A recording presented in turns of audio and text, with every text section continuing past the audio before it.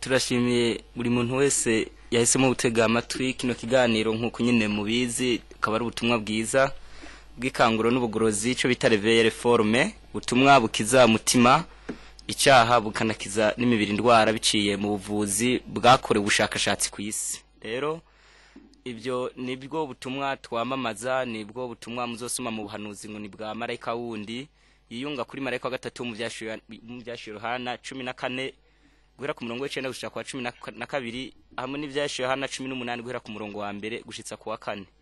Ubwo butumwa rero bamwe ntibatuzi, abandi baratwitiranya, abandi nabo ntibabiha agaciro nyene, ariko bizobandanya kumvikana. Uno mwanya rero ico tugiye kugana nkuko mwene data Jeremy ahejeje kubibabwira, ni ijambo ritubwira ngo agaciro k'ijambo ry'Imana. Ijambo ry'Imana rero ntabwo ari ijambo ry'umuntu, si ryo muhiri wanyu, sinajewe giwanje ndiko ndabibabwira, ahubwo ni iry'Imana. Twese dusoma reka tweza reka duhindura iryo tugira turirebe agaciro karyo. Rero kuko ari ivyobokamana reka kandi tunabipfurize no kumva neza kugira ngo buri wese nyine amenye ico Imana yarivuze ko. Hanyuma y'ivyo reka dusenge kugira twishire mu biganza by'Imana. Turagushimiye data twese uri mu ijuru, waduhaye umwanya wo kwiga ijambo ryawe, uritwumvishe, wumvisha ababumva ijambo ryawe ku isi ryongere rihabwe intebe mu mitima no mu ngo z'abantu no kuri buri muntu wese agihema ariko yumviriza ikiganiro, tusajye mu izina rya Yesu. Ntabwo tuzaguteba, iyo niyo ngingo tugiye kuganira muri uno mwanya, na gaciro k'ijambo ry'Imana, ariko tukaba dusaba abantu bahaba bandika ubutumwa bugufi, abandi nabo muze mugerageza no gutelefona iyo hari ibibazo byihutirwa biba bikenewe byaba by'ubuzima n'ibindi mubaza.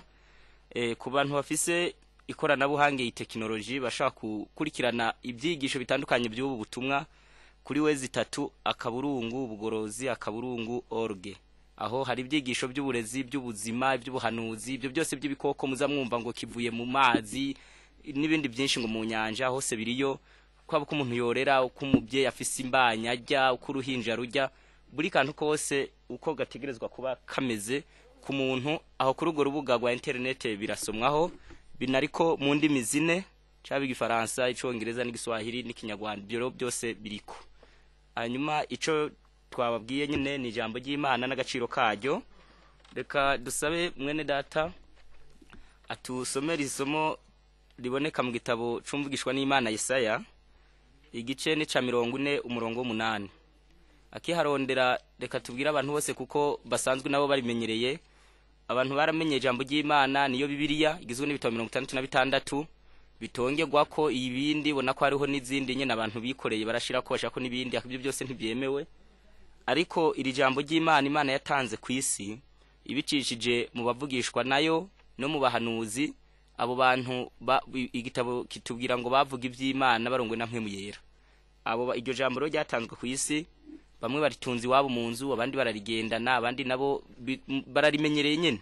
Ariko mureke mwongere mwumvirize agaciro karyo, naho busanzwe uririmba ubwiriza wambuka ibihugu, nawe urizi uvuga kuri vuga, ariko uce bugufi kuri uno mwanya ijambo ry'Imana twongere tugigane n'agaciro karyo. Reka mwene datera dusomere ni muri Yesaya 40 umurongo w'8. Haranditse ngo ivyatsi biruma, amashurwe agakabirana, ariko ijambo ry'Imana yacu rizohoraho ibihe bidashira. Ivyatsi biruma ivyo bikavaho, ariko ijambo ry'Imana rizokwamaho ibihe bidashira. Ku bantu muduteza amatwi banumva n'imvugo neza y'Imana, nuko iri jambo ry'Imana urisuzugura ryo riguma ryanditse, wanka kuryemera ryo ririho, we upfa ryo ntiripfa. Naho hozi nk'ukuri gahitana inzu yawe ryo nta nk'ukuri rihitana, nta muyaga urihitana, nta bigishwa b'inyuma borikuraho, ntabwo botabagura biriya zose ngo banaziturire ribe riheze, ahubwo ryo ryamaho ibihe bidashira. Nibyo bavuze mu gitabo ca Zaburi 119 yuko ryama rihangamye no mu ijuru. Mu ijuru ribayo, isi ishobora kujyanka ariko mu ijuru ririyo. Niyo mpamvu ku bantu bashaka kuzoja mu ijuru bitondera iri jambo nyene ry'Imana kuko nubundi niryo bazosangayo. Ibyo rero muvyumve neza. Mu gitabo ca Yohana igice 8 umurongo wa 31 hatubwira ngo Yesu abwira abayuda bari bamwemeye ati nimwaguma mu ijambo ryanje murabigishwa banje by'ukuri. Bagumye mu ijambo ry'Imana batezwa kuba bigishwa ba Yesu by'ukuri.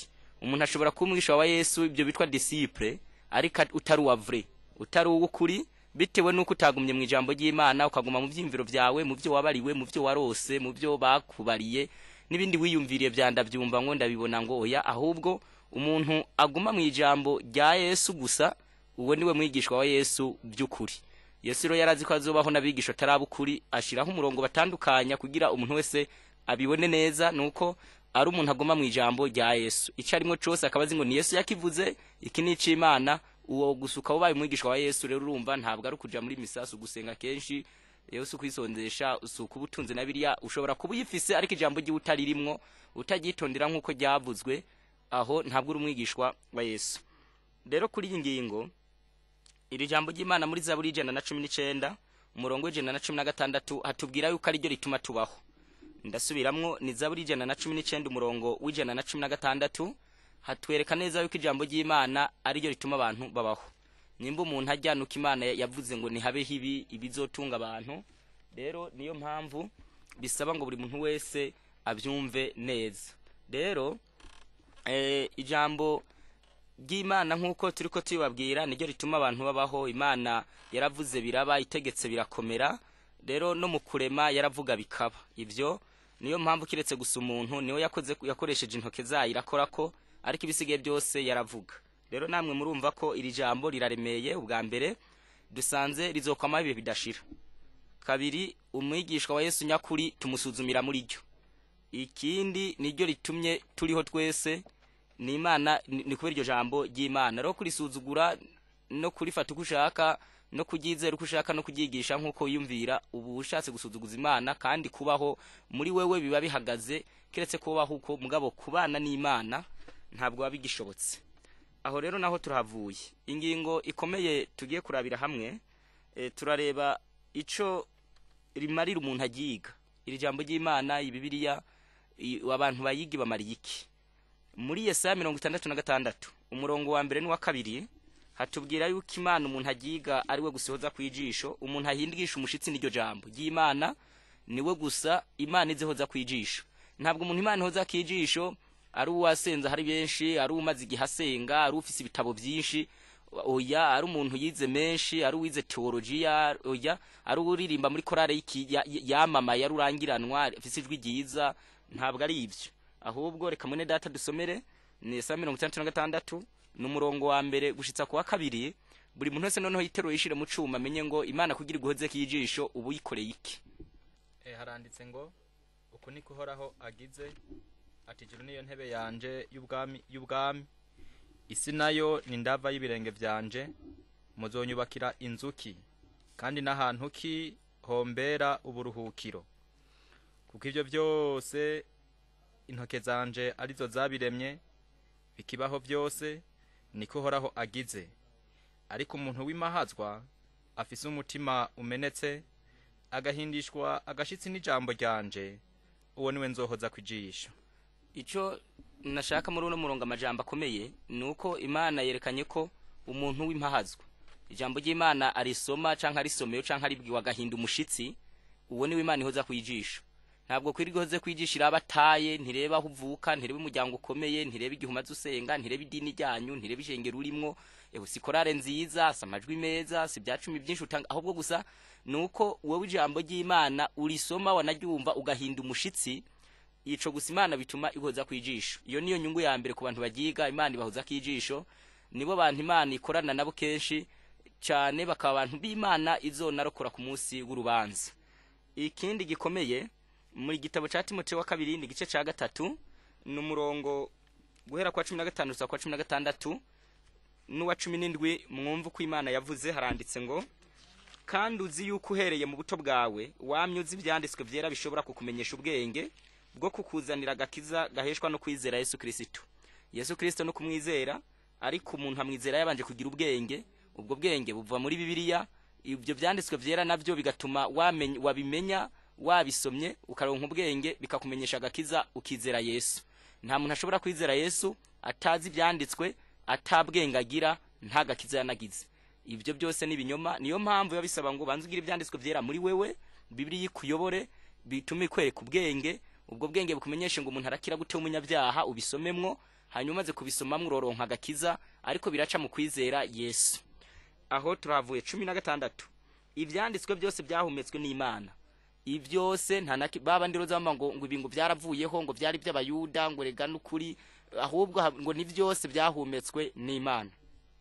Iyo rero utangwe kugira ibintu bitwa selectionné, ukazuragira ibyo ucagura ibindi ubita, ntabwo ari biri ubusomye, ahubwo nuko ibyanditswe byose byarahumetswe. Imana mu kuvyandikisha yakoresheje mpemu wayo, bica mu bantu bayo barandika. Rero ni mpemu yera Imana yakoresheje kugira abantu bashobore babaye inspire bashobore kuvyandika. Iyo uvuze rero ngo ufise mpemu yera ariko utagira ibyanditswe bubeshe, kuko mpemu yera niyo karamu ni nkayo karamu Imana yakoresheje mu kwandikisha ibyo byanditswe. Ushatse rero kuvuga yuko ufise mpemu yera nta byanditswe ugira, ubushatse kubeshera ijuru.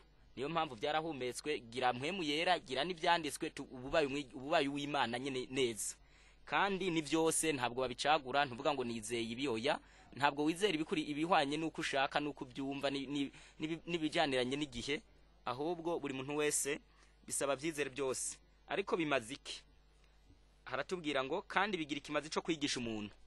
Bibiliya niyo yigisha umuntu ikakubwira ngo kujya bajya ukubambara ukubasenga ukubakora ukuba buri kantu kose mu ncamake ijambo ry'Imana n'ishure byigisha umuntu no kumuhana no kumutunganya no kumutoza indero nziza mu kugororoka, kugira ngo umuntu w'Imana abe ushitse afise ibimukuriye byose ngo akore igikorwa ciza cyose, kugira umuntu w'Imana abe baye complet yuzuye, yaba umugabo yaba umugore yaba umuntu wese mu gwega rimwo, waba udandaza waba uri umunyeshure waba utegeka waba buri muntu wese kugira ashobore kuba ari complet, ushaka abantu beza, ushaka abana bahindutse, abagabo n'abagore beza, abanyeshure beza, abadandaje, abategetsi beza, buri muntu wese ushaka kubaronka abantu beza ubigisha ijambo ry'Imana, kuko dusanze ari ryo rihana umuntu rikamutunganya rikamutoza n'indero rira discipline, ritanga discipline, umuntu wese akamenya ngo ndiyubara ikindi akora uko.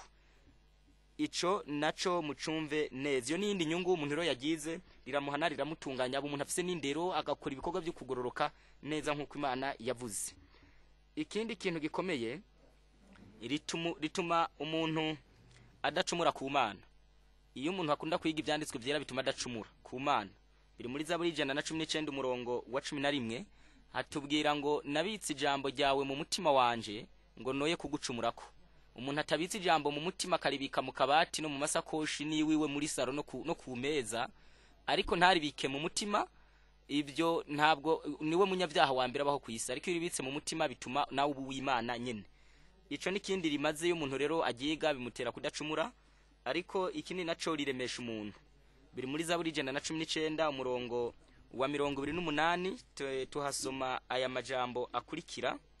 Iri jambo riremesha umuntu ni Zaburi y'119 umurongo wa 28 hatubwira ngo umutima wanje ushongeshejwe n'umubabaro ndemesha nk'uko ijambo ryawe ryavuze. Uwagize ibibazo byabi byo gupfusha, byabi by'ubukene, byabi by'iki ngorane zitandukanye zo mu buzima, nta handi dusanga amasezerano ashobora kuremesha umuntu w'Imana agakomera, ukagira ibyago ukamenya ngo burya wasoma ati nayo buyapfishije abantu n'ibintu umunsi umwe arihangana. Wewe rero bari bivye ibitoki ukavuga ati jewe bantwaye bito, bigatuma umuntu w'Imana ashobora kurema, riremesha umuntu ari mu mibabaro. Ico nico nikindi naco rimaze muri Zaburi 119 umurongo w'105 hatwereka yuko iryo jambo ry'Imana handitse ngo ijambo ryawe ni itara rimurikira ibirenge byanje. Iryo jambo rero riramurikira ibirenge, niryo tara. Nta muntu afise ijambo ry'Imana azoyoba, azoba umuntu adashitse, azobura ubwenge kandi azotsitara. Waba utsitara kucaha caba ikinyoma, umuntu afise ijambo ry'Imana nk'itara rimurikira ikirenge ciwe akamenya inzira camwo.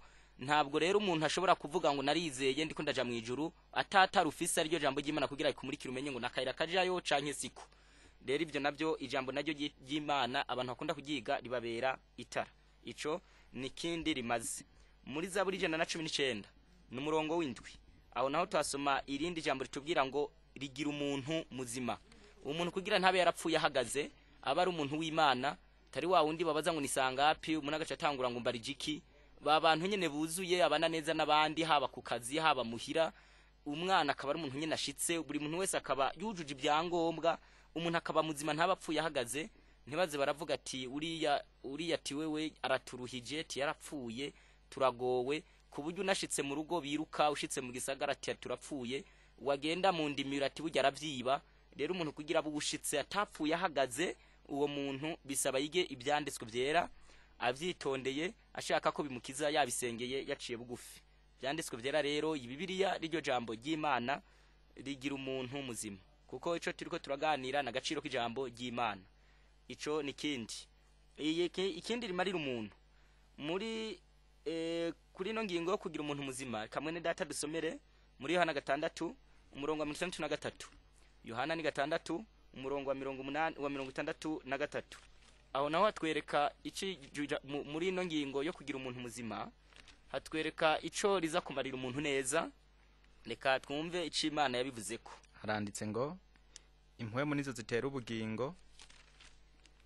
umubiri ntacu maze amajambo mbabwiye ni impwemu n'ubugingo amajambo ya Yesu niyo mpwemu kandi niyo bugingo mu ncamake yo wiga ivyanditswe vyera nubundi buryo bwo kuronka mpwemu yera kuko tubonye mpwemu yera bihumetswe na Imana irabihumetse iciye muri mu mwuka kandi amajambo Yesu avuze nayo numwuka kandi nibwo bugingo nta muntu ashobora kuba afise mpwemu yera atiga ivyanditswe nta muntu ashobora kuba muzima atiga ivyanditswe kuko nta bugingo muri we abafise iki naco turakirangije Yohana 17:17 hatwereka yuko ari ryo geze umuntu Yesu yavuze ati ubezeshe ukuri ijambo ryawe niryo kuri nta bantu ro bagira nka bimenyerewe ngo hariho ngo wejejwe ngo umukozi w'Imana ngo yarejejwe n'itariki zo kwezwa bagashiraho ngo uyu nawe ntarezwa ngo urusengero ntirurezwa oya ahubwo nikibanza ngo mwene dataranyungwe ngo nikibanza ngo baraceza ibyo ntaho biba kuko mu Baheburayo 12:14 handitse ngo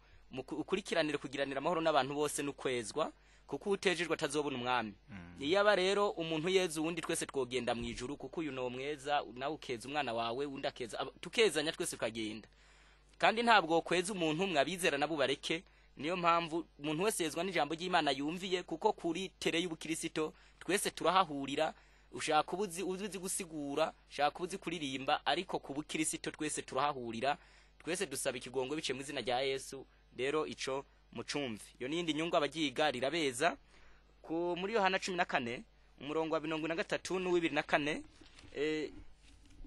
bituma ukundwa n'Imana abantu bagiga bakarigira nyambere mu mitima yabo bituma Imana ibakunda ntabwo Imana kugira igukunde ari uko uba wabivuze ku munwa oya ahubwo Imana gusifisa ikintu uyikorera ikabigukunze ni Yohana 14 umurongo wa 33 n'u24 haranditse ngo Yesu aramwishura ati nihagira unkunda zo kwitondera ijambo ryanje kandi data azomukunda maze tuzoza kuri we tubane nawe ukunda Imana yitondera ijambo ukunda Yesu akunda ijambo ry'Imana utankunda ntiyitondera amajambo yanje reka tubabwire benshi bibaza ngo nuguca iteka ngo duciye urubanza Imana yivuga ntabwo izikina kandi yuzuye imbabazi n'urukundo ariko ntizikina ntabwo ifyina niyo mpamvu yivuze ibintu bisaba abantu bavyumve neza iravuze ngo utankunda ntiyitondera ijambo ryanje rero amajambo y'Imana kugira uyumvi uyakurikiza uyitondere nuko ubukunda Imana mu mutima kandi ijambo wumva si ijyanje ariko ni rya data yantumye rero ijambo riri muri Bibiliya ntabwo ari ry'abantu na Yesu yaravuze ati sigwanje ahubwo ni rya data yantumye ico mucumve neza ikintu rero kiremereye kindi cyanyuma riza kumarira umuntu muri we ririndi umuntu kwizera ibinyoma nta muntu ashobora kwizera ibinyoma asoma Bibiliya impamvu umuntu wese yizeye uko ashaka kandi mu Efeso 4 gushika ku murongo wa 5 hatubwira ngo hari Imana imwe kwizera kumwe kubatizwa kumwe namwe mumwe ariko ukabona abantu badasenga hamwe nuko abantu bapfuye gusenga batabajije ico Imana yabivuze ko niyo mpamvu wagigaburo gera wafukama wasenga waja hehe wambara wajya wavuga wabana n'abandi utanga banzu baze yuko ari Imana yabivuze kuko abantu bazotaha mu ijuru bagendera ku ijambo rivuga ngo ainsi a dit l'Éternel atuku niko Imana ivuze ntabwo ari uko iwanyu babivuze suko mushingiro byanyu babivuze suko yemwe sinuko mu gihugu canyu babitegetse ahubwo nuko Imana gusa ivuze abantu bagendera kuri iyo ngingo cyo tegeko ngenderwako niyo modordre igenga abantu bose bariko baraja mu ijuru irinda rero ijambo ry'Imana rero rinda umuntu kuyoba ivyo tubisanga muri Zaburi 119 umurongo wa 28 n'umurongo wa 29. Iri ikindi kintu ijambo ry'Imana rimariye umuntu, ririnda umuntu kuyoba. Ico mucumve. Ikindi naco muzosoma kuri no ngingo haratubwira harandi reka mwene data hasome mwumva ico Imana yavuze. Reka dusoma 29 uravuze ngo Zaburi 119 umurongo wa 29, inzira y'ibinyoma nibe kure yanje, umpera ubuntu ivyagezwe vyawe, mpise mu inzira yo kuba umwizigirwa, nashize imanza zawe ziroranye imbere yanje. Rero umuzokurikira ku murongo wa 29 hatubwira yuko ngo nanka inzira zose z'ibinyoma. Rero mucumve neza, Dawidi yaramaze gusobanukirwa neza yuko iby'Imana yashinze byose ari ukuri, ariko aravuga ngo inzira y'ikinyoma ndayanka bitiwe nuko yasanze iby'Imana yashinze byo mu ijambo ryayo ari byo birongora umuntu. Rero umuntu yagize neza ntabwo ayoba. Mu Batesalonike ba kabiri igice ca kabiri, Imana iyo abantu batagizeye barisome barikunde, izayemera ko bizera ibinyoma bakayoba. Mu Batesalonike ba kabiri igice ca kabiri n'umurongo gwera ku murongo w'icenda gusa kwa 12, buri muntu wese atwumva gitinya Imana mu mutima yumvirize neza. Haranditse ngo ukuza ko mugararije kuri mujyo bw'inkomezi za Satani, kuri n'ubushobozi bwose n'ibimenyetso n'ibitangaza by'ibinyoma, n'ubugunge bwose bwo kugabitanya kubahona, kuko batemeye gukunda ivy'ukuri ngo bakizwe. Kugira umuntu akizwe akunda ivy'ukuri. Ivy'ukuri ni Yohana 17:17 ni ijambo ry'Imana. 11 nico gituma Imana ibarungikira ubuzimire bubakoreremwo ngo bizere ibinyoma. Imana nayo yakomana ukanka kwizera ukuri, iza nayo ikugirira kandi kantu ikakurungikira ubuzimire ukayoboka gumiyo, ariyo yabigize nkuko yakomanaje umutima wa Farawo, kugira ngo abatizeye ukuri bose. Ntabwo umuntu apfa kwizera ngo ahubwo abantu bizera ukuri. Ni ijambo ry'Imana wabwirijwe ukabinimenya ukabisobanukirwa ataramahugu, aho mukavuga ngo ndabyizeye. Muri kino gihe abantu ikintu bitwa fwa kwizera bazi ngo ni ikintu kiba mu bwenge, kiba mu mwuka, kiberanye niyo, ahubwo aba nukuri wizera. Ikindi naco bagahimbari gukugabitanya bacigweho iteka. Iyo ngingo ya mbere yico rimari y'umuntu yari iyo. Reka twibutse kuba ariko badutega amatwi ushobora kufunguye radio mukanya, turiko turigana ijambo ritubwira ngo agaciro k'ijambo ry'Imana. Ingingo ya kabiri nakaga ko gusuzugura ijambo Imana yavuze. Akaga canke ingorane iziboneka mu gusuzugura ijambo Imana yavuze. Muri Bibiliya hari abantu bigeze baza basuzugura, barabikina ko birabakora, baravyoroshe Imana itavyoroheje, babifata minenego yoyo yarabigumije. Abo bantu bagiye baza babaho mu bihe bitandukanye, ariko Imana yagiye bagenera ibihano bisaba ngo umuntu wese yumve. Imana mu kutanga ijambo ryayo ntabwo yari ishatse gukandamiza abantu no kubategeka no kubatwaza igitugu canka amanyama, ahubwo yabishaka ngo bagororoke baba b'Imana neza, bashobore kubaho nta ngorane bafitaniye bafise ku isi, ivyo izotuma ibahembije izobahemba ubwami budashira. Rero ivyo nico Imana yari ishaka. Kuri iyi ngingo y'akaga ko gusuzugura ijambo Imana yavuze canke yategetse, turasoma muri Yeremiya 6 umurongo wa 10, mubanze mwumve ico Imana ivuze. Haranditse ngo no barirande ngo ambere icabona kugira ngo bumve, erega amatwi yabo arazivye, ico ni kimwe, ntibashobora kumva. Ijambo ry'Uhoraho ryahindutse agatukisha kuri bo, ntibakirinezerererwa. Ku gihe c'umuvugishwa n'Imana Yeremiya, abantu bari basigaye ijambo ry'Imana ritakiryoshe, aho usanga haryoshe filime, hakaryoha irigara, hakaryoha urubugu n'ikarata, hakaryoha inkuru zitagira iyo ziva niyo zija, hakaryoha televiziyo, hakaryoha n'ibindi bikino bitandukanye. Abantu muri ico gihe naco muvugishwa n'Imana Yeremiya, abantu bari bameze uko. Umuntu yumva yoganira n'undi telefone igezweho, pantaro igezweho, igihugu cabaye icambere mu butu, ivyo gusa. Ariko gukunda ijambo ry'Imana naryo ngo riryohe muri bo, mu gihe c'umuvugishwa n'Imana Yeremiya byari byarabuze, nkuko muri kino gihe navyo bimeze.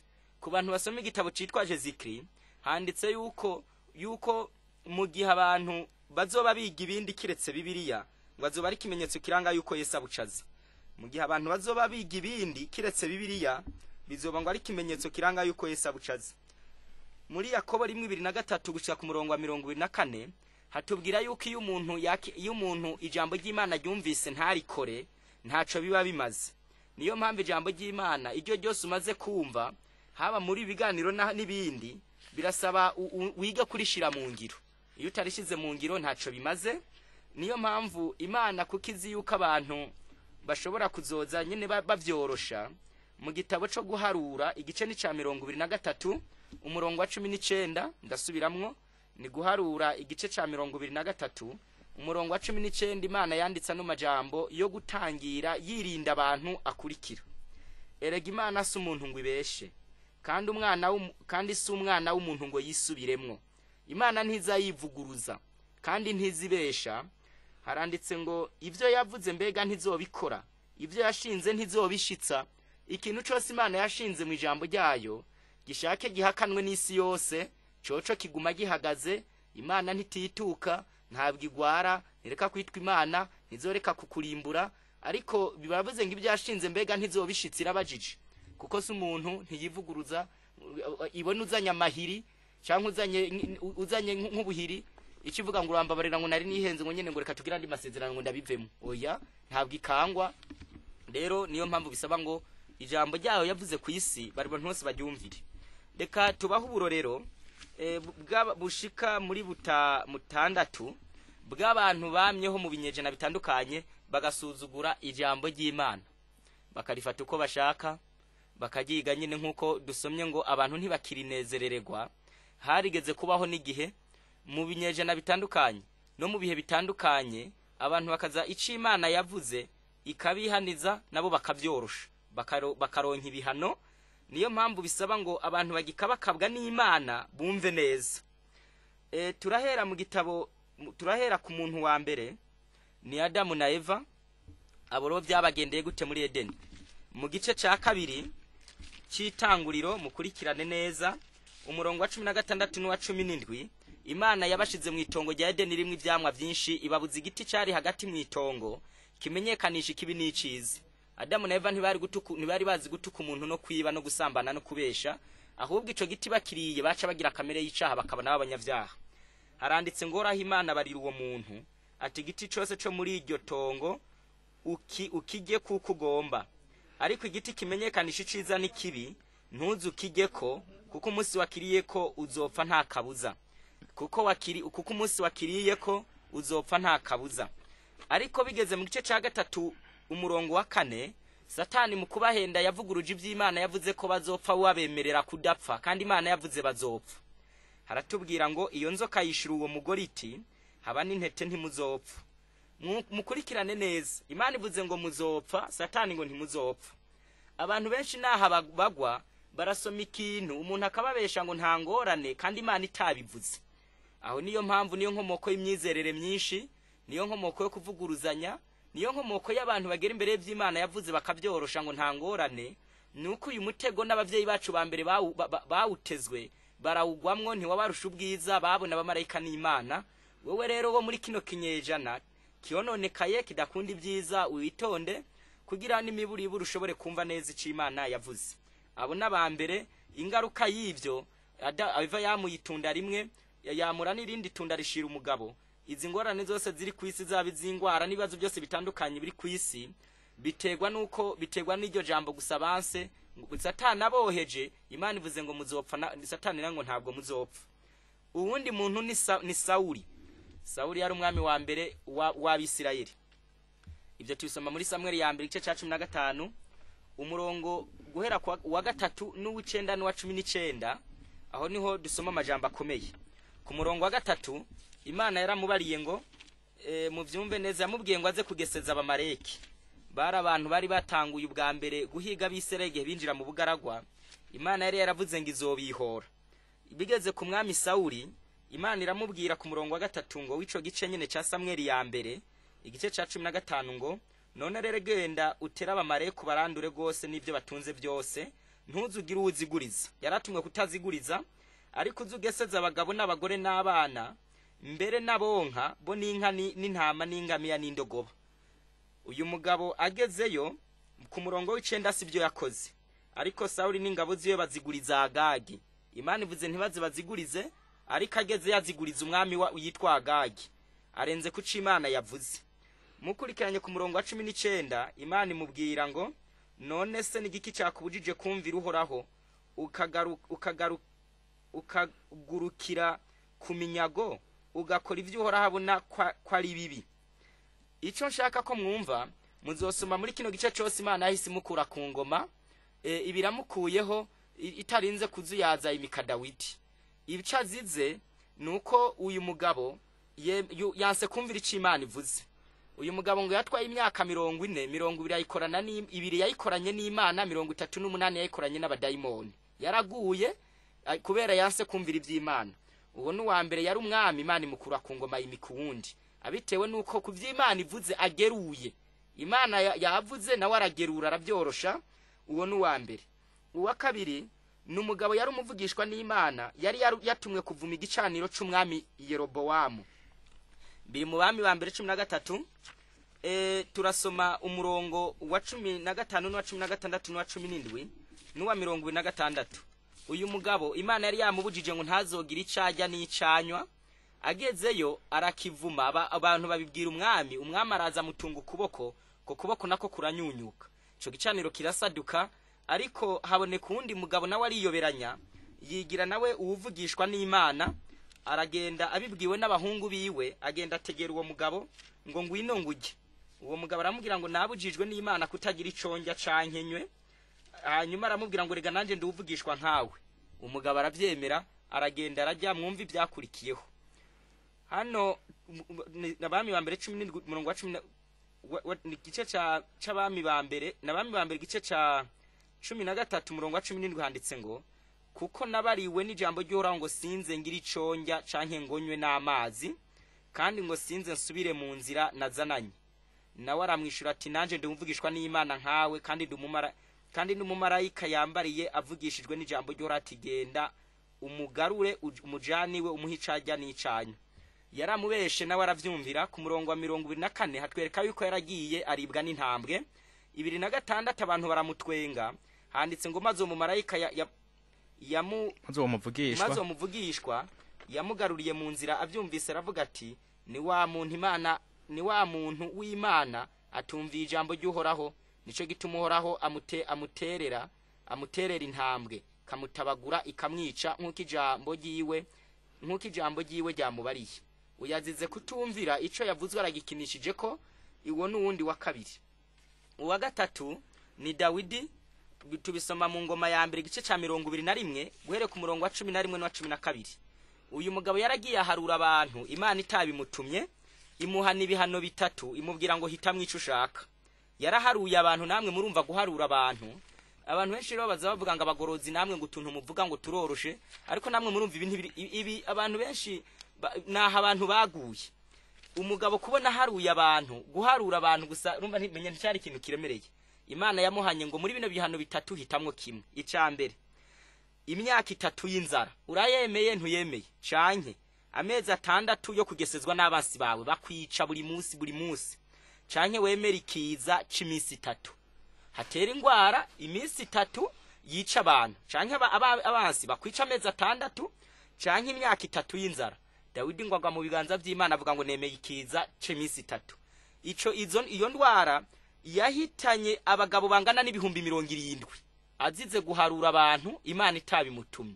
Nawe by'ukuri kurakurikirana umenya Imana ni nyagitugu guharura gusa ukavuga ngo mfise abantu 100. Ivyo Imana irabimuziza nuko yarakoze icitamutumye. Ikindi abandi bantu bihandagaje baja ku vy'Imana itavuze n'abahungu ba Aroni nuwo bitwa reka mwene data turebere mu Balewi 10 umurongo wa mbere n'uwa kabiri. Na Balewi 10 umurongo wa mbere gusa kuwa kabiri hatubwira abahungu ba Aroni umwe yitwa Nadabu undi yitwa Abihu. Bakora mu ihema ariko bari bajejwe gucunga umuriro w'Imana ngo ntuzime ku gicaniro. Warazimye bagenda kurahura handi batabitegetswe mwumva igihano bahawe. Haranditse ngo Nadabu na Abihu bene Aroni babiri ivyotero vyabo babishira mu muriro bashira ku imibavu bayosereza Uhoraho ku muriro urahuwe ahandi uwo atabageze. Haza umuriro uvuye imbere y'Uhoraho urabica bagwa imbere yiwe.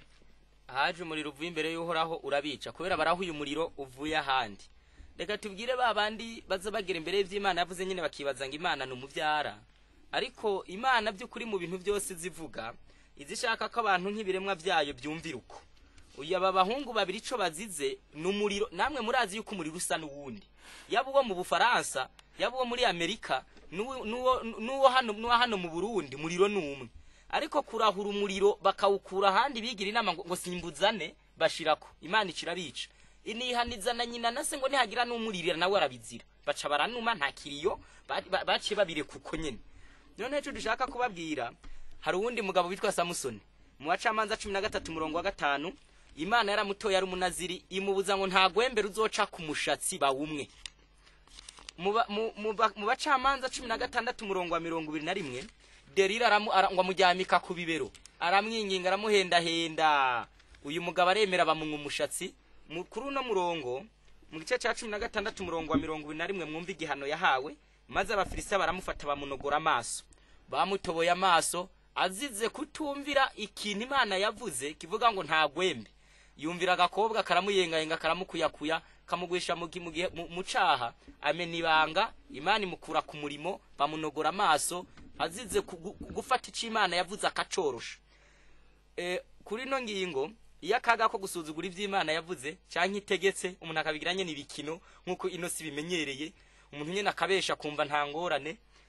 Reka tubabwire ikintu gitangaje mu bami ba mbere 20 umurongo wa 35, reka tubabwire umundi muntu nawe yihandagaje aravyorosha Imana irabimuhora. Nabami ba mbere gice ca 20 umurongo wa 35 hatubwira inkuru y'umugabo yiga kuvugishwa n'Imana.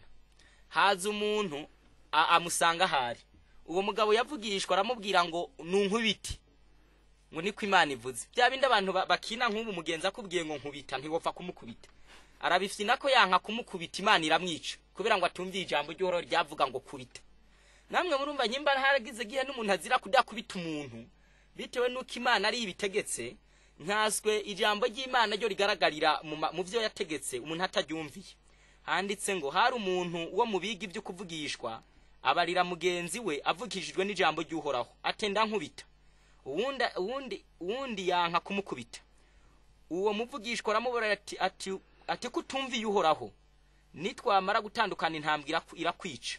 Nuko bamaze gutandukana ahura n'intambwe iramwica. Ariko uyu muntu mwumva aziziki yanse gukubita umuntu ngo niko Imana itegetse, arabikina ko yibazana ibifyino ati ntambwe irakujya ikiramujya. Musomye hepfo haje undi aramubwira ngo nkubita, wewe agira ubwenge aramucinyura ngo arava amaraso, uwabara barokotse. Bantu b'Imana muduteze amatwi bakundwa, dusangiye kuba abantu duhuriye no kuri no jambo ry'Imana Bibiliya. Mureke ikintu cyose Imana yavuze buri muntu wese azashinga akagati yaryumvire. Kutaryumvira n'ukuyihemukira, kubyigisha abandi n'ukubuyobe, kandi no kwizera iby'Imana tavuze nuko. Iyo ngingo rero turayirangije. Ikindi turabira hamwe nici jambo ry'Imana ryavuze ku bantu bizera iki tavuze. Abantu bose bizera ibintu Imana itavuze bakavuga ngo gumye icufize ngo utakinyagwa, bakumira ko nyene abantu batanazi nico rijya shengero ryari ribariwe. Reka turebe ici Imana yabavuze ko ubwa mbere Satani niwe azatuma abantu bazabumira ku bintu bitagira inyandiko muri Bibiliya. Satani kubera ari watwanka ashaka kutuzozoba mwijuru, niwe azashaka ngo abantu bumire ku nyandiko, ariko bumire ku vyizegwa bitagira aho byanditse. Muri Yohana 8 umurongo wa 44 kuza kwa 47 muhumvirize. Yohana 8 guherine umurongo wa 44 kugeza wa 47 hatubwira ngo mwebwe murabaso wa mugwanizi kandi ibyo so yipfuza nibyo mushaka gukora. Uwo yahereye ubwa mbere na mbere ari umwicanyi, umuntu wese yicana abakorera Satani, kandi ntihagaze mu kuri kuko atakuri kuri muri we. Iyo avuga ibinyoma avuga ivyiwe kuko ari umunyabinyoma kandi ari we se wabyo. Satani ni we se w'ikinyoma. Iyo uvuga ibinyoma nawe ubumukoreye buri umwana wiwe. Rero namwe yahereye kera ibyo binyoma abibwiriza abantu barabyizera. Ku murongo wa 16 haranditse ngo ninde muri mwebwe yonyagiriza icaha nakoze ko mvuga ukuri, niki gituma mutanyemera? Yesu mu gihe ciwe yaravuga ukuri ntibamwemera, ariko abafarisayo n'abayobozi b'idini ry'abayuda bakabemera bavuza ibinyoma. 4 Uw'Imana yumva amajambo y'Imana ikintu tusuzumira ko umuntu ari uw'Imana yumva amajambo y'Imana ntiyumva ayo bamubariye ngo ndarose ngo mvugishijwe ngo rega nuku ibintu bitagira aho byanditse ikintu cyose gikore unakikora ucemanga ari kuvise n'inyandiko hirya ngo mwebwe igituma mutumva nuko mutarabi Imana Yesu nawe mu gihe ciwe ikibazo kwa ryari ijambo ry'Imana abwiriza abantu ntibagemere bakemera ibinyoma akaba ari byo bakunda ico mucumbe neza abantu rero banka kumvira ico Imana yavuze bakizera bitagira inyandiko Bibiliya bavuga ko ibintu bine bikomeye icambere bari mu kinyoma reka mwene data dusomere mu migani igice ca 30 murongo wa 5 no 6 umuntu wese yizera ico Imana itavuze ari mu kinyoma reka mwene data dusomere kugira ngo muvyumve neza haranditse ngo ijambo ryose ry'Imana riravugutiwe niyo nkinzo y'abayizigira ntukungurire ku majambo yayo kugira ngo ntiziguhane ubwa mbere wunguye ko hari igihano kubazungurako ugahinyuka kuri umubeshi ushaka kumenya umunyabinyoma mwiyobokamana ntabwo ari uje afise Bibiliya gusa ahubwo banza umubazi ibyo yizera kimwe cyose aguha inyandiko aho niho bigenze neza ikindi abantu bose bizera ibitabiri muri Bibiliya ivuga yuko basengera ubusa igarasenga biri muri Mariko 7 guhera ku murongo w'indwi gusa ku 9 handitse ngo bansengera ubusa kuko inyigisho bigisha ari byagizwe n'abantu ici Imana yageze murakireka ngo mumire ku migenzo mwabwirijwe n'abantu kandi ati nkako mwagize neza gukengera icagezwe c'Imana ngo muziririze imigenzo yanyu abantu bagira imigenzo baze baziririza ugasanga abantu yewe pasika barishe umuntu akemeza ngo na Noheri ngo nitundi twishi ngo kandi abantu basenga bahaga ibintu nyene by'imigenzo bitagira aho byanditse umuntu ugasanga yabiziririje ariko ici Imana yavuze abantu bakakireka ubu nawo nuwundi mugwi Imana yabonye uzobusenga ariko ufise ikibazo cyo kwizera ibinyoma ubusengera ubusa mu ijuru nta kujayo kubesha abantu ngo uzojayo ni kinyoma gishaje nawe kuumukika ukika ushukuma ukirengagiza iby'Imana avuze ndukurimbuka ukundi niyo mpamvu biba bisaba ngo buri muntu wese ijambo ry'Imana ryumve neza ikindi muri Yeremiya 7 wera ku murongo w'icenda kuza kwa 10 hatubwira yuko umuntu yizera kitari muri Bibiliya ataba yarakijijwe ntabwo aba yarakijijwe reka iki naco tukibabwire mucumve neza ntabwo umuntu aba yarakijijwe tuhasoma amajambo avuga ngo Yeremiya 7 wera ku murongo w'icenda kuza kwa 10 handitse ngo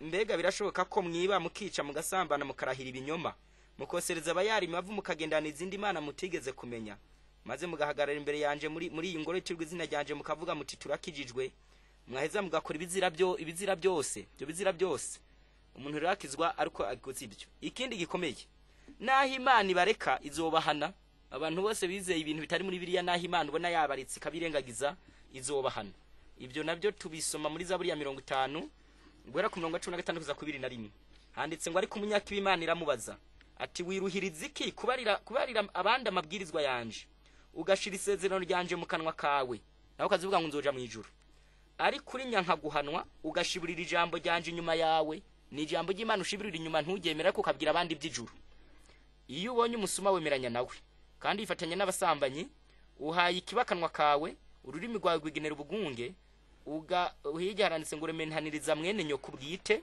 ivyo urabikora nanje ngahora ukimvira yuko mwanye nawe gose ariko nzoguhana mbishira imbere y'amaso yawe uko bikurikirana ico rero naco mucumve noneho ku ngingo isa n'iyanyuma nkuko turiko turaganira gusa ijambo riko tubwira ngo agaciro k'ijambo ry'Imana hari ibintu kwisa abantu baza baha agaciro ariko bitakagira n'ibindi bintu baza abantu bafata uko bashatse kandi bikomeye ijambo ry'Imana rero rirarimeye niyo mpamvu bisaba rive muri Bibiliya rive kurigira nk'ifyeri ahubwo ribe ikintu kiba mu mutima gihindura buri muntu wese agyumvire nkuko Imana yarivuze rero kuri ino ngingo ikomeye reka tubabwire ibi navyo kugira ngo dushobore kurangiza kino kiganiro tubaha n'umwanya wo kubaza birasaba ngo buri muntu wese avyumve neza iri jambo ry'Imana rero nkuko twabisomye rirakomeye birasaba gigwe ryose kuko muri Yesaya haratubwira yuko bisaba abantu barondere mu gitabo cy'uhoraho basome nta nakimwe kizoburamwe ikintu rero kitabonetse muri Bibiliya ntabwo kiba cavuye ku Mana kuko igitabo c'Imana kiriho ariko kandi birasaba abantu bagisomemo. Noneho rero ingingo ya nyuma dushaka kurangiriza ko buri muntu wese rafise ico Imana yamuvuze ko icambere muri Zaburi 128 umurongo wa mbere hatubwira yuko umugabo wese ategezwa gukoresha amaboko yiwe akamutunga. Ntabwo abo munebwirirwe kwirigara ahubwo nakoresha amaboko yiwe amutungi. Muri Manyefeso 5 umurongo wa 28 koza kwa 19 hatwereka umugabo mu rugo ngo nakunde umugore wiwe. Iyo rero yamukunze bira uyu mugabo aba yujuje bino bintu bikurikira. Aronderera abi umunezero, ntabi nkazi, ntabu umukunzi winda, ntatwaza amanyama, ntabu umukunzi ntabwo ni soko y'umunezero y'urugo, ni n'umutware w'umuryango, numuje nama mukuru, ni n'inshuti magara y'umugore wiwe, kandi ntarenga ibigo. Uyu ntarenga ibigo, mafaranga ahembwa umugore abaziyari nuko angana nawe akagira kijambo. Uyo rero impamvu mu nabagabo babi nuko Bibiri itaba mu mitima. Ico nikindi mu migani 31 ureye ku murongo wa 10 kweza ku 31 hatwereka ngo umugore mwiza nindi yo muronka badondagwa ibintu byinshi. Uwo mugore nawe nagenda somaho waduteza amatwi ni migani 31 10 kugeza 31 nawe uraza kubwirwa ivy'Imana yakuvuze ko. Uyu mugore rero akorera ivyiza umugabo wiwe anezerewe, aramugamburukira kandi anezerewe, amubera umujyanama mwiza numuzezwa bintu by'itunga ry'umuryango. Uyu yakira abashitsi, agirira impuhwe abakene, arera neza abana biwe akabagira n'inama nziza. Ntabwo ari wawundi agenda kugurira abana udupantaro tubafate ejo bakazogwara n'amaraso ntatemberuya, ahubwo azi kubagira inama z'ivy'Imana. Ntahahamira ivyadutse ngo asabe umugabo ibirenza amafaranga afise, agira urupfasoni anakosora umugabo atamwararaje. Uyu nawe n'umugore. Ikindi umugabo n'umugore n'abana bahinduwe n'iryo jambo. Muri Yesaya 61 umurongo w'9 handitse yuko abo bantu bazomenyekana mu mahanga, bikamenyekana ko ari abantu b'Imana yahaye umugisha. Ico naco ndakirangije. Ugwaruka ni Zaburi 119 umurongo w'9 hatubwira ngo abasore bazokwezesha inzira zabiki ngo nibitondere ijambo ry'Imana nko ryabivuze. Genda usome Bibiliya. Impamvu n'ugwaruka rwifata uko rushaka ni Bibiliya yacitse umuntu akayijana gusa muri misa mu ntoki n'ibyanditswe mwatabizi bitana muri no mu mutima. Ico nikindi abana kuvayo 2012 na migani 6 umurongo wa 23 hatubwira ngo niwumvire base nabanyina. Birasaba babumvire mu byo bategeka byose bihuje n'ivy'Imana. Aho naho ndahavuye abanywa inzoga. Imigani 23 umurongo wa 19 kuza kwa 30 handitse ngo nindagirayo ninda masa tukuye, ninde yagize inguma ngo nuwama kuzituriranije akazindukamwe inzoga. Abagarati 5 umurongo wa 19 imboregwa ntizizoja mu ijuru. Abo nabo ntasomye Bibiliya imboregwa zoba ziheze za kugwara za ibitigu n'imitima n'isukari nyinshi mu maraso za diabetes zogabanuka. Abatoza kori nabo muri Luka 13 umurongo wa 12 baranditswe ko birasaba abantu babuguza nabo ntibaze bacisha amahera hirya ibitansi babicija mu ibanga. Leta ikaheruka itanga amatike ariko banyuruje amahera. Nibatanga amatike nkuko bayahawe kandi batange mu kigega ca leta nkuko biri. Abatoza kori nabo nibabumbwe nibyo baze bakora ko bataza barenza ko. Rero iyo nabo nibo abibone Maraki 4:1 handitse ngo bazobibishingwe. Ico naco nikindi. Hari abandi bantu Imana yavuze abakorera abandi abantu bitwa baboyi bazosoma Abakolosayi 3 umurongo wa 22 nibakore bashibuje banezerewe batabiba bakore ku gihe. Kandi naba boss nabo banditse mu Bakolosayi 4 umurongo wa mbere nabo nibagende basomaho bamenye ko bafata abo bakoresha. Abakozi b'Imana Yohana 17:17-18 handitse ngo ntibarondera ibyubahiro n'inyungu. Nta nyungu nta cubahiro, korera Imana wiyasi. Abanyabwenge n'abatunzi n'abanyenkomezi Yeremiya 9:2-3 hatubwira ngo wirata nirata ubutunzi ntirate inkomezi n'ubwenge, yirate ko yamenye Imana. Ikindi abasirikare ni 3:14 babumbwe nibyo bafise ntibagira abantu bahohotera. Abo nabi Imana yabavuze ko nabo bakaja mu ijuru. Abashaka ivy'Imana nabo by'ukuri barungikwa muri Yeremiya 6:16 handitse ngo nimpagarare mu nzira za kera mubaze inzira nziza yariyo abariyo mujana.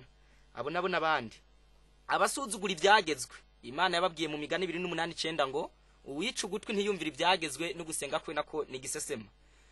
Abishimira abantu Yeremiya 17:5 handitse ngo wishimira umuntu w'umuntu gusa uwo nawe aravumwe. Umuntu n'umuntu uzo wizigira Imana bari yutega ko ibiganza. Ikindi abavuga ko ibyagezwe byari bya Mose muri Yohana 5 umurongo wa 64-65 handitse ngo handitse ngo iyo mwizera ibya Mose nanje munyizeye kuko ari ibyanje yanditse. Mbega muzonyizera gute mutizeye ibyo Mose yanditse? Abo nabo barandikiwe. Abavuga ko Yesu azoza mwibanga nibasome mu byashana 1:7 handitse ngo arazanana n'ibicu ijisho ryose rizomubona mu maso yose rari ku isi n'ijyawe ririmo n'igi wanje n'ijyo mu Burayi.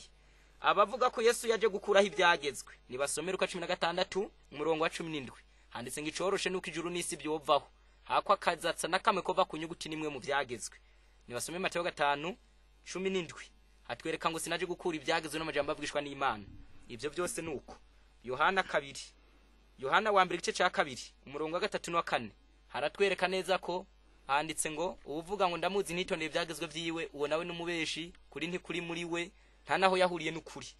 Rero mu ncamake murumva buri gwego n'abandi tutavuze Imana yagiye yandika ibizobafasha. Niyo mpamvu ushaka kuba mwiza ube wizeye byo umeze neza bo mubana nta nduru nta gwaserera uri umuntu ashitse ni wiga ibyanditswe byera. Rero nivyo bisaba wige. Reka mwene data dusomere ijambo turangiriza ko muri Amosi 8 kuri no ngingo. Muri Amosi igice 8 umurongo wa 11 kugeza kwa 12 hatwereka abantu bose bazosuzugura iri jambo ry'Imana habuca hatera inzara tari y'ibyo kujya tarimwe mumenyereye ahubwo abantu ijambo ry'Imana bazorirondera bitagishoboka.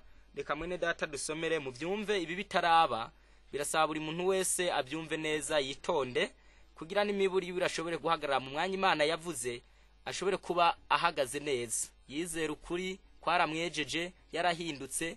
Nimbona abantu bavuga nabi abarozi n'abicanyi n'abasenga ibitari byo yemwe n'abantu batangishano yaba bambara naba bagimwe yarwa mutwe ibintu byose mona biri ku isi byapfuye bishingiye aho no kijambo ry'Imana bitaha agaciro mu mitima.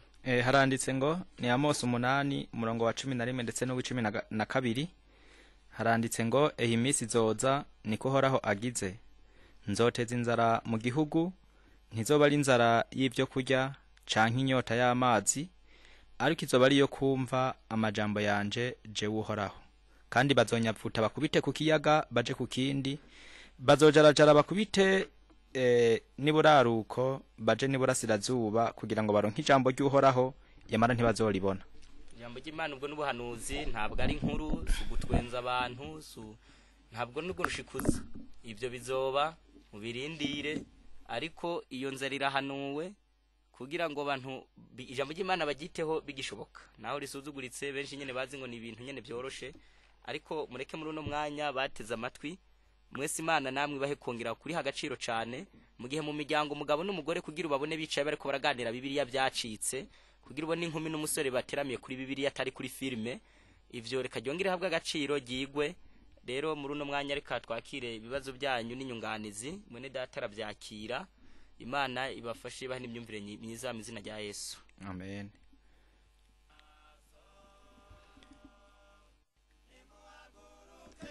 Kubahamagara barahamagara kuri 22 30 28 ubusa 22 30 28 ubusa. Telefone ngendanwa turaza kuyibaha turangiza.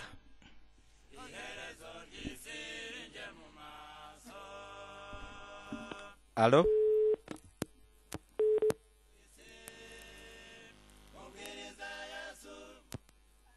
Allo?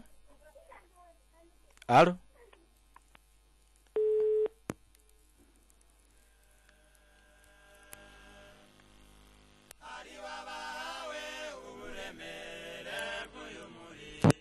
Allo? Ipe. Amahoro. Mahoro neza. Muri bande kandi muherereye hehe?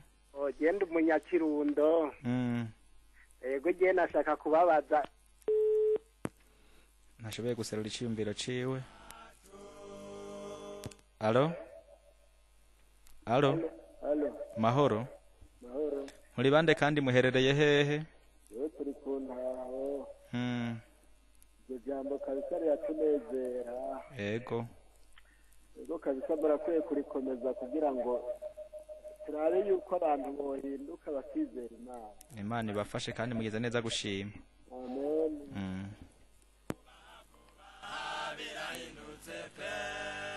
Allo? amahoro muri bande kandi muherereye hehe ego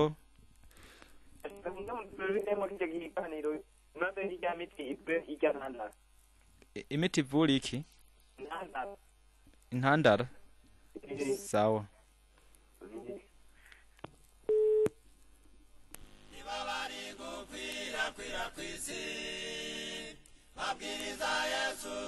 alo alo alo alo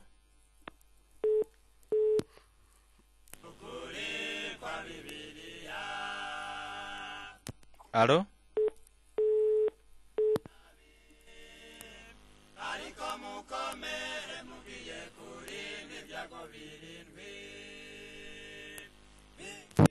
alo alo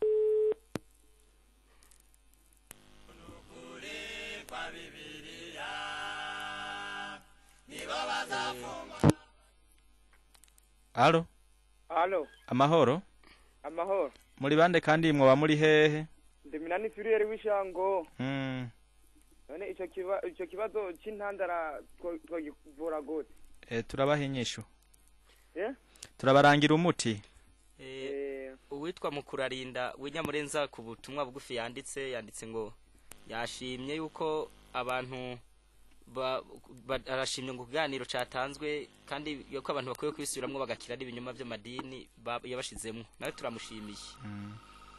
Alo amahoro muri bande kandi muherereye hehe je nitwa Ngendakumana Tade ndi Ngozi ego nagomba kubashimira cyane ku ijambo ry'Imana mubandanije muvuga yuko ari ryiza cyane kandi ribahora benshi mubandanya gose mu kuvuga ijambo ry'Imana kuko rirakiza cyane iyo muvuze cyane kwe nawe Imana igufashe Imana baheza cyane. Rero reka dushimire abagize amahirwe yo kudukurikirana kandi rino jambo ry'Imana rivuzwe rishingiye ku gaciro k'ijambo ry'Imana uhereye ku nyungu yaryo ndetse tukabona n'abarisuzuguye ndetse tukabona n'abasenga ku ijambo ry'Imana ritavuze tukabona n'ubutumwa bwa buri wese bujanye bwanditswe mu ijambo ry'Imana. Reka tubashimire no jambo rigira ico ribamariye mu mitima yabo kandi Imana ibahe kuryumvira ndetse no kuritahura. Rero twagize ikibazo kimwe c'abagwaye c'ingwara y'intandara. Reka dusabe mwene data agira ico yivuze ko mu majambo avunaguye kugira ngo bano bantu bakomeje kumviriza ikiganiro nabo bagira nico bibunguye mu bijanye n'amagara yabo. Reka tubasabe abantu kuri kino kibazo c'ubugwayi bw'ingwara y'intandara ingwara ya epilepsy ku bantu ibangamiye tuzoyigaruka ko mu kiganiro co ku wa kabiri w'isabatariyo ari wo kuwa mbere uza tuzoyiganira mu buryo bwuzuye ariko ku bantu irembeje ndumva bafate ubuyi bw'uburo bavangemwo ikiyiko kimwe ca breba bwahiye hanyuma bashiremwo ibiyiko biri by'ubuki bakunde kunywa ubwo buyi ariko banakunde no kuza bakoresha ingano zimeze ibyo bizobafasha ariko birinze ibinure byose biva mu bikoko. Ndumva bisigaye tuzovyagura kuri no ndwara muzotega amatwi byiza wabasubiriramo uwo muti kuko byo bari byiza no gufata ubuyi bw'uburo kuko n'ikibazo gishingiye mu bwonko gafata ubuyi bw'uburo bwahiye igikombe kimwe ugashiramwo ikiyiko kimwe ca breba iragugwa iyo blue blend hanyuma ugashiramwo ibiko biri by'ubuki umuntu akakunda kubunywa igihe ahejeje mu gitondo hanyuma ugakunda no kwimenyereza kurya ingano zinitse ibyo tuzobisobanura neza mu kiganiro kiza hanyuma ukirinda ibinure byose biva mu bikoko cyane cyane ingurube ndetse n'ibindi nyama z'amapfizi izo umuntu arabireka. Rero bisigaye ku buzima ico kuko cagarutse tuzobandanya kubibasobanurira mu kiganiro kiza. Ndumva mwese mwaduteze amatwi Imana ibahe kumva no kumvira. Reka dusabe mwene data senge ariko dusaba abantu bose bumvise kino kiganiro ku gaciro k'ijambo ry'Imana buri muntu wese asengere mu mutima asuzume ibyo arimwo nuko ameze arebe ko bihuje nahanditswe ngo niko Imana yavuze. Rero mbere yuko dusenga reka dukengurukire abadukurikiranye koko ndetse tunasaba kubaza abandi ku butumwa muri telefone kuri telefone ngendanwa barahamagara kuri 71 71 76 98. Reka tuyisubiremwo ni 71 71 76 98. Imana ibahe kumvira no kubika ijambo ry'Imana kugira ngo muze mwikizanye natwe mu izina rya Yesu. Amen. Turagukengurukiye muvyeyi wacu wewe wemeye ko ijambo ryawe litambuka. Tubanye ko buri wese ari ijambo wamwandikiye mu ijambo ryawe kandi rigomba kumukosora ndetse no kumuhugenda nko ijambo ryawe rivuga. Reka abo buno butumwa bushitse ko natwe twabutanze budukosore mu myitwarire yacu kandi tubone guhinduka. Ababanyi bacu baze banezererwe n'imibereho yacu ndetse n'ijambo naho rishitse mu mago atandukanye habe guhinduka. Turinde kumvira ibyo abantu duhe kumvira ijambo ryawe. Turinde kwigenga duhe kugengwa n'ijambo ryawe. Duhe kuzogira amaherezo meza. Tubonye ko barisuzuguye atanyungu babikuye muretse gupfa no guhura n'ibihano. Ndetse natwe duhe kuryumvira muri kino gihe cacu. Uduhe kuzogira amaherezo meza ndetse no kuzokubona tubyambaje mu izina rya Yesu. Amen.